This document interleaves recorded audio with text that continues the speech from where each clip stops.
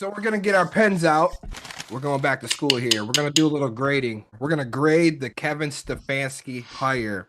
Following being canned by the Browns after 6 seasons, the Atlanta Falcons hired Kevin Stefanski to replace their own fired coach in Raheem Morris. We all knew change was inevitable in Atlanta, but did they get their guy? What would you guys grade this hire of Kevin Stefanski to the Atlanta Falcons? I'm gonna go with C. Mm. Could have been worse. Could have obviously been better. He had a 45-56 record, and what the 5 or 6 years that he was there.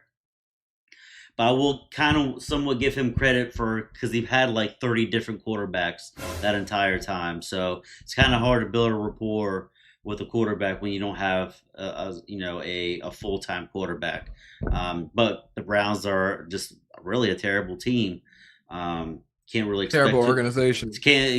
We never ever if the Browns did what Indiana had just done, I think the fucking world would implode. Right. It's just I don't even know what I just can't even fathom a world where the Cleveland Browns are a dominant force to be reckoned with. But we probably said that about Kansas City before Andy Reid and the boys got there.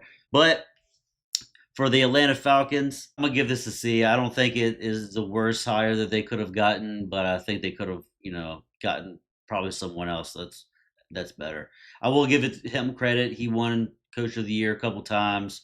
That's pretty much really it. He had one really good season with 11-5 when Baker took them to the playoffs and they beat the Pittsburgh Steelers. Or no, they I think they lost. had two. I think he had two 11-win seasons. Oh, okay. I mean, I guess that's not terrible. Those were the years that he probably won the Coach of the Year anyway, so that makes sense. I'd like to see him succeed, but hard to tell. I'm just going to give it a C because he could have done worse. He could have done better. I think that's very fair. I'm gonna go C plus while we at it. And I think I'm being a little nice and generous there, but I'll go C plus. 6 seasons in Cleveland with two playoff appearances. It's not ideal. I know it's Cleveland and whatnot, but they've had top defenses in those 6 years. Hmm. QB situation was definitely a mess. We all know that for most of those years. Just a little shit, man, that he does that I'm not that sold on. Like the mismanagement of Shador Sanders, the 3-win season, the 5-win season in the last 2 years. That don't give me a whole lot of faith that Atlanta hired the best candidate. I feel like there were way more qualified guys available that they may have rushed a basic hire here, and that's what I'm concerned about. They could have made a play for Mike Tomlin, Sean McDermott, hell, even Mike McDaniel. I feel like would have been a better, more serviceable, more sustainable guy to hire, especially when you're trying to develop a franchise quarterback. That's definitely Mike McDaniels. I would definitely give him the edge over that than Kevin Stefanski, who had trouble even he didn't want to admit. Shador was the backup when there was two quarterbacks on the roster. Like it Right. just, I know they had it out for him and all that. Maybe that was above his pay head. That's what he's doing. What he was being told to do. I don't know, but just not a good look. But overall, not terrible, not the greatest. I'm gonna definitely go C plus. Definitely kind of like an average hire to me. I'm gonna go B plus. Really? Yeah, because they're in our division. I think it's great. Hey, that's what you want. Hey, you got it for real. Let's cut the price tag off of this. Whatever, we're gonna give you 50% off because man, you ain't gonna do nothing over here. You couldn't do nothing. You couldn't do nothing in your division, man. You're gonna come over here with this losing record, and you think you're gonna play the Bucks and the Saints that's getting better, and freaking the Panthers that's getting better, bro. Y'all not even gonna be in a conversation like that, especially with quarterback controversy. Who you gonna start? Cousins? You might start Cousins, and don't even think that Penix is even the backup. What are you gonna do? What are you gonna say, bro? Like I just don't understand your mind state on how you deal with issues. Like you don't fight the issues, bro. It's gonna be a lot of issues in Atlanta, dog. There's a lot of mad people down, bro, and they want to win. They want to win badly. I don't think this the coach to win like that. I feel like they like I said before, putting the Band-Aid on something that needs stitches.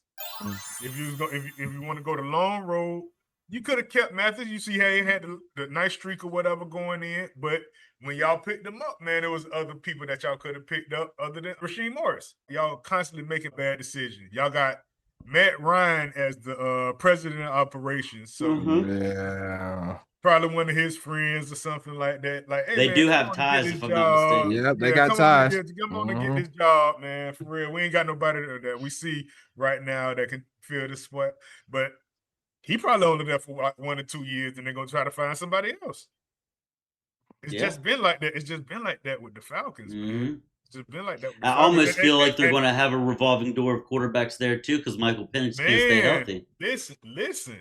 The fan base is great. Everything is great, but they just don't have it. They have the talent, bro. The coaching needs to be like top priority. There's a lot of guys out here, man, with plenty of talent, man. Plenty of talent. They really need an offensive coach, and I don't think Stefanski is it.